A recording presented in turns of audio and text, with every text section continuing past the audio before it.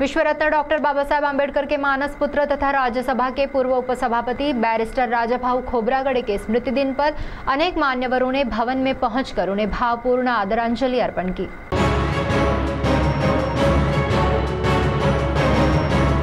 विश्वरत्न doctor बाबा साहब आम्बेडकर के मानस पुत्र राज्यसभा के पूर्व उपसभापति बैरिस्टर राजाभाऊ खोब्रागड़े के जन्म शताब्दी वर्ष के निमित्त बैरिस्टर राजाभाऊ खोब्रागड़े के स्मृति दिन प्रीत्यर्थ एक कार्यक्रम का आयोजन किया गया। सर्वप्रथम बैरिस्टर राजाभाऊ खोब्रागड़े के पुतले को माल्यार्पण कर बैरिस्टर राजाभाऊ भवन में एक आदरांजलि अर्पण की गई। इस मौके पर अनेक मान्यवरों ने पहुंचकर बैरिस्टर राजाभाऊ खोब्रागड़े को आदरांजलि अर्पण की। वहीं शाम को 5 बजे राजीव गांधी कामगार भवन में विविध कार्यक्रमों का भी आयोजन किया गया है। इस आदरांजलि कार्यक्रम में समता सैनिक दल के कार्यकर्ता, भारतीय बौद्ध महासभा तथा रिपब्लिकन पक्ष के कार्यकर्ता उपस्थित थे। तो आइए सुनते हैं इस मौके पर अखिल भारतीय रिपब्लिकन पक्ष के प्रवीण खोब्रागड़े ने क्या कहा। डॉक्टर बाबासाहेब आंबेडकर यांचे मानसपुत्र बैरिस्टर राजाभाऊ खोब्रागड़े आज यांचा 41वा दिवस आहे।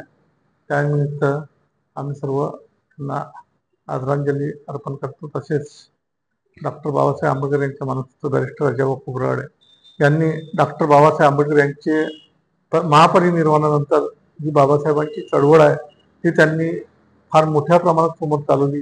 डॉक्टर बाबासाहेब आंबेडकरांनी जे धम्मदीक्षा सोहळा आयोजित केला होता 14 ऑक्टोबर 1956 नागपूरला, आणि देवाजी खोब्रागड़े यांची विनंती आणि बैरिस्टर राजाभाऊ खोब्रागड़े यांचा आग्रह, या बैरिस्टर साहेबांच्या आग्रहामुळे बाबासाहेबांनी चंद्रपूरच्या 16 ऑक्टोबर 1956 धम्मदीक्षा सोहळा फार मोठ्या प्रमाणात आयोजित केला होता। तेव्हापासून बाबासाहेबांच्या महापरिनिर्वाणानंतर बैरिस्टर साहेब आणि त्यांचे सर्व सहकारी यांनी पूर्ण भारतामध्ये बऱ्याच ठिकाणी धम्मदीक्षा दिलेली आहे।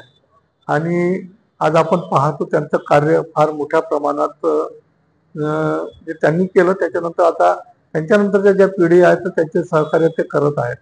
आज पाहतो म्हटलं तर बैरिस्टर साहेबांनी जे 1964चा भूमिपूजनाचा सत्याग्रह केला होता तेव्हा फार मोठं जेलभरो आंदोलन केलं होतं, आणि जेलभरो आंदोलन मध्ये म्हणजे भारताच्या एकाही जेलमध्ये जागा नव्हती, एवढ्या मोठ्या प्रमाणात ते आंदोलन झालं होतं।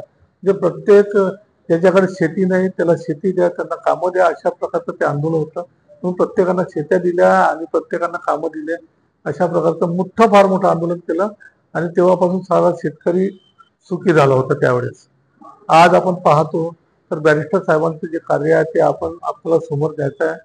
ते प्रामाणिकपणे आंबेडकरी चळवळ आपल्याला समोर द्यायची आहे।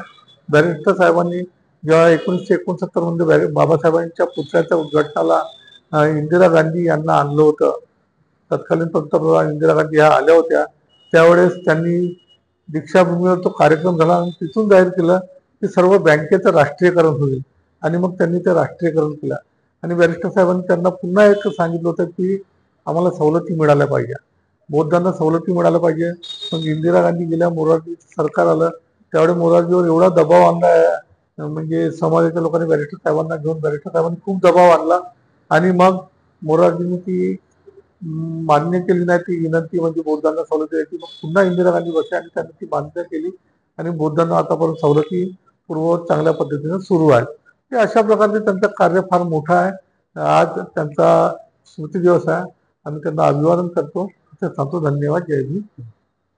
CTV के लिए हमारे प्रतिनिधि वैभव गारकर की रिपोर्ट।